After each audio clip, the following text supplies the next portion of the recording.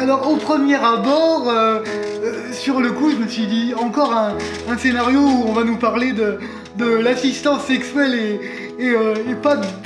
des autres formes de sexualité. Et puis en lisant le scénario, parce que j'aime toujours ne pas rester sur un premier a priori, donc en lisant le scénario, j'ai trouvé assez intéressant cette façon d'aborder effectivement l'assistance sexuelle, parce que faut pas nier qu'elle existe, enfin en tout cas que c'est un besoin pour certains, mais en même temps, l'avantage de ce film-là, c'est qu'il aborde les autres formes de sexualité, et notamment la perception du couple, et une sexualité qui n'est pas uniquement basée sur le préambule de la pénétration et de l'acte sexuel. Donc ça permet aussi d'aborder le fait que effectivement c'est pas parce qu'on est une personne à mobilité réduite qu'on inspire forcément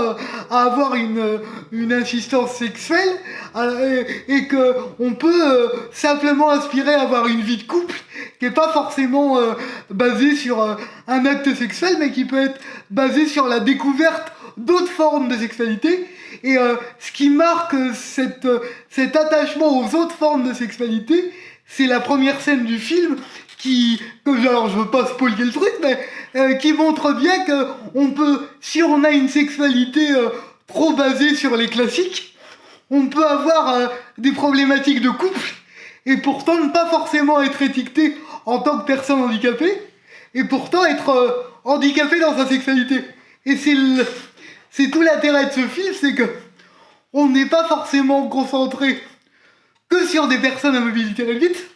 On voit aussi la sexualité de personnes dites valides. Et du coup, ça permet de voir que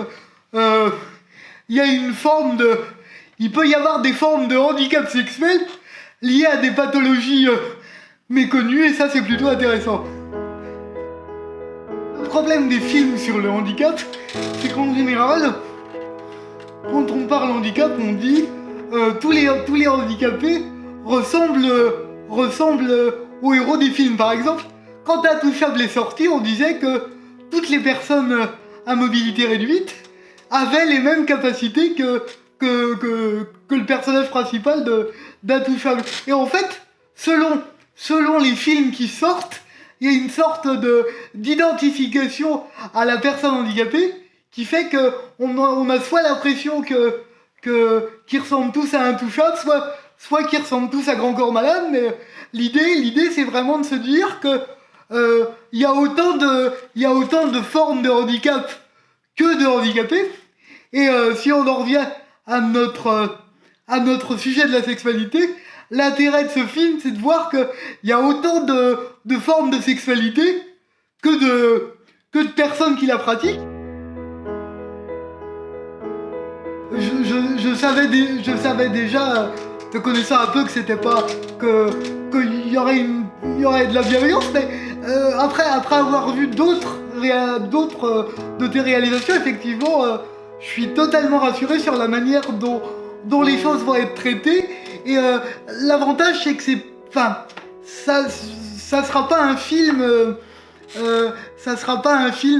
comme je dis souvent, pour faire pleurer la ménagère le dimanche soir. C'est vraiment un film à message, et la façon dont tu tournes d'autres films montre ton intérêt pour le message de fond, et à travers une forme particulière. Après, je veux pas spoiler non plus, mais l'idée, c'est vraiment de se dire que c'est pas non plus un documentaire en immersion, genre ça se discute jour après jour. C'est quelque chose d'entre-deux et difficilement définissable, mais qui fait en même temps tout l'intérêt du film. Là où ton film est un outil intéressant, c'est que ça va permettre de montrer que tout à l'heure je disais que il y avait autant de formes de sexualité que de gens qui la pratiquent, mais dans le champ du handicap, on a une petite tendance à généraliser, et c'est pour ça que je me méfie toujours des films sur le handicap. et notamment sur la sexualité et le handicap, parce que on se dit que, par exemple, quand on présente les assistances sexuelles, on se dit que toutes les personnes handicapées, telles qu'elles soient, ont besoin des assistants sexuels. Mais c'est pas forcément le cas, et c'est aussi vrai pour d'autres domaines dans le champ du handicap, notamment, ça c'est un domaine que je connais bien, puisque je le pratique associativement, notamment au niveau de l'accompagnement des bénévoles en situation de handicap.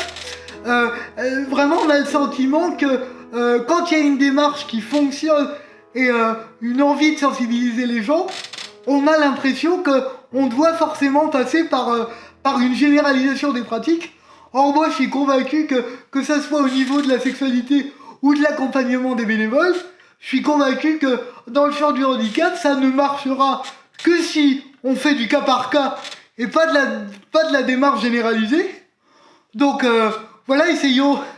de multiplier les portraits, de multiplier les parcours, et au lieu de les opposer en disant qu'il y a des parcours mieux que les autres, essayons de travailler ensemble et de se mettre autour d'une table pour vraiment faire du cas par cas et plus de la démarche globalisée, quoi. L'intérêt du film, c'est aussi de montrer que les problèmes de sexualité et d'épanouissement du couple, c'est pas seulement un problème lié au handicap, et du coup, en filigrane, à travers toutes les scènes qu'on y voit, ça montre que vraiment l'enjeu d'une sexualité épanouie, c'est avant tout d'avoir des choses à partager au-delà de la sexualité. Et c'est pour ça que je dis que l'assistance sexuelle, c'est pas une fin en soi, parce que moi, par exemple, je rêve davantage d'être en couple et de partager des choses, même sur le plan sexuel, que je partagerais pas avec quelqu'un de passage qui est juste là, entre guillemets, pour soulager un besoin physique. Et vraiment, l'enjeu du besoin, j'allais dire plus d'ordre pas plus intellectuel, c'est pas le mot, mais le besoin moins physique, il est aussi important dans le couple, parce que voilà, on apprend à se connaître, on apprend à savoir ce qu'a envie l'autre, ou ce qu'a pas envie l'autre à certains moments, et cette démarche-là, on peut pas l'avoir avec un assistant sexuel, aussi bien formé soit-il, parce que il y a des choses, voilà, j'ai pas envie, j'aurais plus de facilité à les partager avec quelqu'un au quotidien, mais le quotidien, ça passe par je me réveille le matin avec la personne, des fois on s'engueule, des fois, et oui, et tout ce que le problème de généraliser l'assistance sexuelle, ça sous-entend que tout ce quotidien-là, il est complètement zappé, et de vouloir le généraliser, ça sous-entend que toutes les personnes handicapées n'inspireraient pas une vraie vie de couple. Et l'avantage du film, c'est que ça montre que l'assistance sexuelle existe, mais en même temps, ça montre aussi les faiblesses du système et le besoin d'avoir une vraie vie de couple. Et ça, c'est intéressant.